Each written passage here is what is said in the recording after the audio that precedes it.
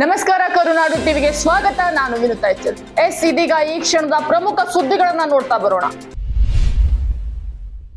ರಕ್ಷಣಾ ಸಚಿವ ಅಜಿತ್ ದೋವಲ್ ಸೇರಿ ಸೇನಾ ಮುಖ್ಯಸ್ಥರ ಜೊತೆ ಪ್ರಧಾನಿ ನರೇಂದ್ರ ಮೋದಿ ಮಹತ್ವದ ಸಭೆಯನ್ನ ನಡೆಸಲಿದ್ದಾರೆ. ಪಾಕಿಸ್ತಾನದ ಮಧ್ಯೆ ಉದ್ಭವಿಸಿರುವ ಸಂಘರ್ಷದ ಪರಿಸ್ಥಿತಿಯನ್ನ ಅವಲೋಕಿಸಲು ಪ್ರಧಾನಿ ನರೇಂದ್ರ ಮೋದಿ 3 ಸೇನಾ ಮುಖ್ಯಸ್ಥರೊಂದಿಗೆ ಸಮಾಲೋಚನೆಯನ್ನ ನಡೆಸಿದ್ರು.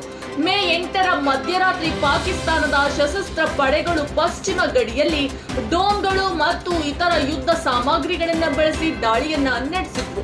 ಆದರೆ ಅವುಗಳನ್ನ ಪರಿಣಾಮಕಾರಿಯಾಗಿ ಹಿಮ್ಮೆಟ್ಟಿಸಲಾಗಿದೆ ಅಂತ ಭಾರತೀಯ ಸೇನಾಧಿಕಾರಿಗಳು ಪ್ರಧಾನಿಗೆ ಮಾಹಿತಿಯನ್ನ ನೀಡಿದ್ದಾರೆ.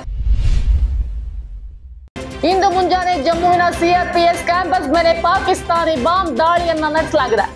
ಇಂದು ಮುಂಜಾನೆ 5 ಗಂಟೆಯಲ್ಲಿ ಪಾಕ್ನಿಂದ ಡ್ರೋನ್ ದಾಳಿ ನಡೆದಿತ್ತು. ತಕ್ಷಣವೇ ಡ್ರೋನ್ಗಳನ್ನ ಭಾರತೀಯ ಏರ್ ಡಿಫೆನ್ಸ್ ಸಿಸ್ಟಮ್ ಹೊಡೆದುರುಳಿಸಿದೆ. ಭಾರತದ ಸಾರ್ವಭೌಮತ್ವಕ್ಕೆ ಪಾಕ್ ಒಂದು ಉಲ್ಲಂಘಿಸುವ ಯತ್ನವನ್ನ ಮಾಡಲಾಗ್ತದೆ. ಭಾರತದ ನಾಗರಿಕರನ್ನ ಅಪಾಯ ತರುವ ಈ ಒಂದು ಪಾಕ್ನ ಯತ್ನವನ್ನ ನಮ್ಮ ಭಾರತೀಯರು ಒಪ್ಪಲು ಸಾಧ್ಯವಿಲ್ಲ. ಹೀಗೆಂದು ಭಾರತದ ಆರ್ಮಿ ಟ್ವಿಟರ್ನಲ್ಲಿ ತಿಳಿಸಿದೆ. ಟಿಟಿಪಿ ಹೋರಾಟಗಾರರು ಇತ್ತೀಚೆಗೆ ನಡೆಸಿದ ದಾಳಿಯಲ್ಲಿ 10 ಜನ ಪಾಕಿಸ್ತಾನಿ ಯೋಧರು ಸಾವನ್ನಪ್ಪಿದ್ದಾರೆ. ಬೆಟ್ಟ ದಾಳಿಯ ನಂತರ ಪಾಕಿಸ್ತಾನ ಸೇನೆಯು ದುರ್ಬಲತೆಯ ಲಕ್ಷಣಗಳನ್ನ ತೋರುತ್ತಾ ಇದೆ.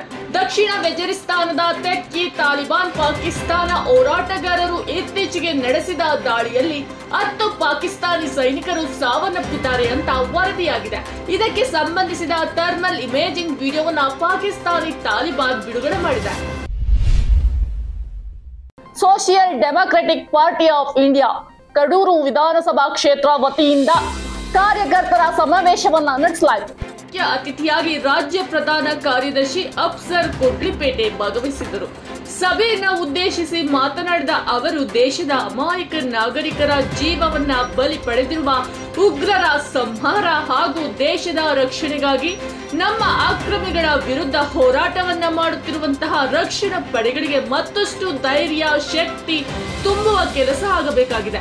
ಈ ದೇಶದ ಘನತೆ, ರಕ್ಷಣೆ ನಮ್ಮೆಲ್ಲರ ಹೊಣೆಯಾಗಿದೆ.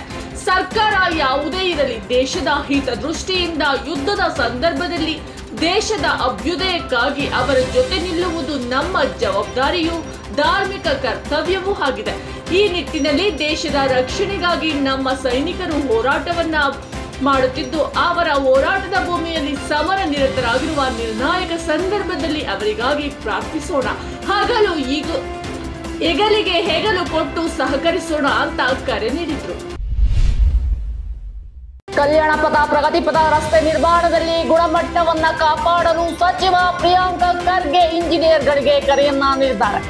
ಆಸ್ಪತ್ರೆಗಳು, ವಾಣಿಜ್ಯ ಸಂಸ್ಥೆಗಳು, ಕೈಗಾರಿಕೆಗಳಿಗೆ ಗ್ರಾಮಗಳಿಂದ ಸಂಪರ್ಕ ಕಲ್ಪಿಸುವ ಕಲ್ಯಾಣ ಪಥ ಹಾಗೂ ಪ್ರಗತಿ ಪಥ ಸರ್ಕಾರದ ಮಹತ್ವದ ಯೋಜನೆಗಳಾಗಿದ್ದು, ಗ್ರಾಮೀಣ ಬದುಕಿನ ಶೈಕ್ಷಣಿಕ ಹಾಗೂ ಆರ್ಥಿಕ ಅಭಿವೃದ್ಧಿಗೆ ಪೂರಕವಾಗಬಲ್ಲ ಈ ರಸ್ತೆಗಳನ್ನ ಗುಣಮಟ್ಟದಿಂದ ನಿರ್ಮಾಣ ಮಾಡಬೇಕೆಂದು ಗ್ರಾಮೀಣಾಭಿವೃದ್ಧಿ ಮತ್ತು ಪಂಚಾಯತ್ ರಾಜ್ ಹಾಗೂ ಮಾಹಿತಿ ತಂತ್ರಜ್ಞಾನ ಸಚಿವ ಪ್ರಿಯಾಂಕ್ ಖರ್ಗೆ ಪಂಚಾಯತ್ ರಾಜ್ ಇಲಾಖೆಯ ಇಂಜಿನಿಯರ್ಗಳಿಗೆ ಸೂಚನೆಯನ್ನ ನೀಡಿದ್ದಾರೆ. ಇದಾಗಿತ್ತು ಈ ಕ್ಷಣದ ಪ್ರಮುಖ ಸುದ್ದಿಗಳು. ಮತ್ತೊಂದಷ್ಟು ಪ್ರಮುಖ ಸುದ್ದಿಗಳೊಂದಿಗೆ ನಾನು ನಿಮ್ಮ ಮುಂದೆ ಬರ್ತೀನಿ. ನಮಸ್ಕಾರ.